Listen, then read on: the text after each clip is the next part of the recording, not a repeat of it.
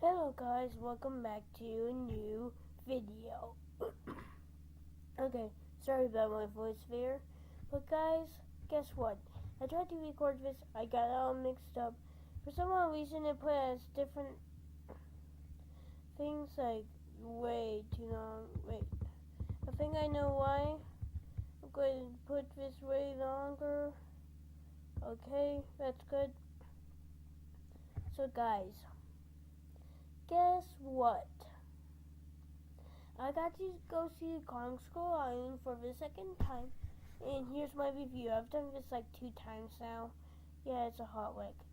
So, remember, in a spoiler alert, I'll play a little clip in about 5 seconds. I'll do a countdown. In 5, 4, 3, 2, 1. Spoiler alert. Before you watch, be warned, there are major spoilers because I basically tell the entire movie. If you do not want to hear anything about the movie or anything else, stop watching. Go watch another video or like some cat videos or even some of my other videos. So warning, there are spoilers. Okay, welcome back. So yeah, spoiler alert, if you do not want to basically know the whole entire movie, do not watch. And if you always seen it but you don't want to hear it, okay, I'm fine with that. So here's Kong Skull Island on my review. Okay, the beginning starts in 1944, 1 year before World War II ends. There's 2 planes that crash. One is an American fighter jet, the other one is a Japanese. They both crash and they land and they both shoot at each other. They both run out of ammo, so they convert to melee. The Japanese person has more training and all that, but somehow they were on the beach and somehow they got into a jungle on a cliff. Okay, that's what I'm questioning. Then all of a sudden, King Kong, as you can see in the background, and gets on one side, then the other, then just comes out of nowhere, then boom! It shows little clips of different things. Sorry about that. That happened in between. Now, it goes to 1973. It is on the day that America surrenders, leaves Vietnam for the Vietnam War. Everyone was protesting to stop the war, and it happened. So, people that work at Monarch, we are named for organization that basically hunts down kaiju, okay, go after. Find this island through a satellite. And it is, of course, Skull Island. Now, guys, when I start talking about the creature, I'll tell you what it is. So, they hire a British soldier that's kind of retired, but he has loads of training of all that, what they have to do. He gets hired, they have military men helping them, and guess who is the commander? The dude from the silver car dad. Yay! That's fun. So, and trust me, at the end, you will not like the dude. Trust me. He seems like a great guy at the beginning. At the end, he's not. Don't trust him. So, they go right off to on the weak spot of the storm surrounding Skull Island. They take helicopters like you see in the top without wind doors. That does not make sense. Why do they not have doors? I mean, the only place where it should at least have an open space, I would think, without a door is the minigun. Or where they shoot. They should have a little window to shoot. That doesn't make sense. Come on. So yeah, that happens if I go through the storm. There's tons of lightning. That looks worse, kind of worse than inside the middle of a hurricane. Somehow that's the weakest spot. Dang, Daniel. Then it's only a few minutes afterwards, then they find beautiful island. One of the helicopters goes down and sets up all the gear. The others drop all the bombs. Guess what? While they're flying, a tree comes out of nowhere and hits the pilot's seat of one of the airplane helicopters. Then guess what? King Kong, the major king of Donkey Kongs, or the king of Konga, though, comes out of nowhere and destroys all the planes, making them crash. There are only a few survivors. There's one helicopter that landed in the west, and there's only one survivor from it. Yeah, that dude is doomed. But I'll talk more about it soon later we get on it. So while I'm doing this, I'm hiring the duration of the videos, because that's what. Here, I'm putting it at max. Okay, well that's happening. So yeah. Wait, what? Yeah, let me put at 10,000 milliseconds. Yep, there we go, the max. So yeah, that happens. So they go on, and there's two groups that have survived except for that one person in the dead zone. The civilians and the military men. That's why I'm going to separate them. So, while the military are having the work, like, there's tons of trees that kind of look like bamboo. Guess what? Some of those are legs of a gigantic spider, also known as the Kumonga from Godzilla. Yes, they took two monsters from the Godzilla universe. I'll talk about the other one later in the video. So, the Kumonga, they find out that he is there when one of the soldiers behind everyone drops his water bottle. They turn around. There's a big, huge piece of bamboo through his neck, out of his butt. That whenever I see that scene, like, there's a whole load of gross scenes in it. Yeah. Then they all look up, they shoot at it. One takes the dude, so they cut off all the legs and making it get lower. Then they shoot, then it's killed. The one dude that almost got eaten by it survived too. They go on, and while that's happening, the civilians are walking around. They meet a gigantic water buffalo that was camouflaged with the water, of course. It was a little lake pond thing. So yeah. One dude was about to shoot it, but the British soldier dude told him to lower the weapon. So the water buffalo went on, and then they get to a building. Guess what? seems to be there are villagers that are hidden in it, like for camouflage with their skin. Like when I first saw it, I didn't even know they were there until they popped out. Like it even scared me to be honest, with how hidden they were.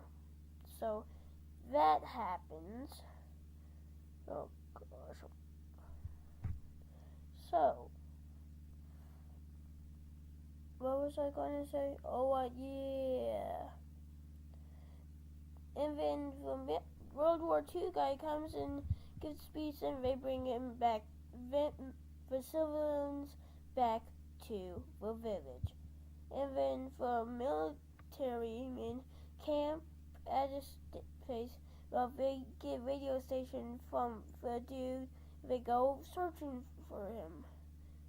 So yeah, and then the civilians meet him. They plan like how to get there. They get on a boat. They get commission from military men. They meet up, but during they were traveling on the boat, guess what? Okay, I'm going to give you a few seconds of you seeing the movie. Time's up. So they go. One of the scientists, they get flown away by a bird. A group of tiny pterodactyl birds, and they stretch up his arm. One bird flies in, slices off his arm. Yeah, totally gruesome. So they meet up. The military men go searching for him, forcing them to go to the west side.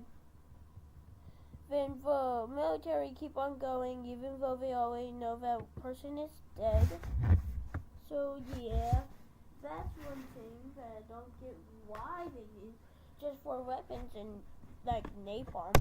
And remember, this is set right after the Vietnam War, so napalm wasn't banned quite yet, but it was a little bit after this movie is said that it was actually banned in America.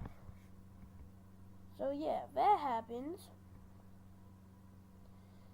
And they take forever to kill the squall caller that comes up. Oh yeah, while the people were at the village, they learned all about Kong and the skull crawlers. Yeah, I forgot to tell you that. The skull crawler takes forever to kill and kills all of their men. The civilians want to go back to the boat, while the military men go devise a plan to kill Kong. Of course, led by the silver card ad man. Yeah, this is where the dude gets very raged at. So they pour napalm into the lake, sets up bombs for where Kong lands. Kong comes up. When the dude Kong is in the lake, the silver card ad man throws a torch into the lake that's filled with napalm. Yeah, this is where you get mad and ticked off at the silver card ad man. Guess he tried to kill Kong. Then the other people, the civilians, two of them, the photo lady and the British soldier guy, come up to protect Kong. All of us turn on him, and then he just tries to detonate it. Before he does, Kong smashes him with his hand, while the Mega Skull Crawler comes out of the middle of the lake. Oh my gosh, the dude said he's one, it's like a angel, but in HE double hockey sticks. That's what the Skull Crawlers are. And they made for Mega one. Oh my gosh, it made it actually seem like he actually was. And yeah, they start fighting.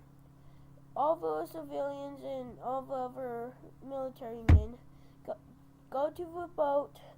The photo lady gets on top of this mountain. She has a flare gun, sends a signal to the boat. Everyone else gets on the boat, while Kong and the Mega Skull Crawler are still fighting. they keep on fighting.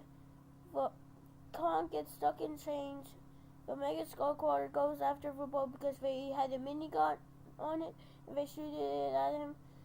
They run out of ammo, they cock it and reload it, and then while they're doing it, this Mega Skullcrawler is coming at them. The woman on top of a mountain, she shoots a flare gun right at the Skullcrawler's eye.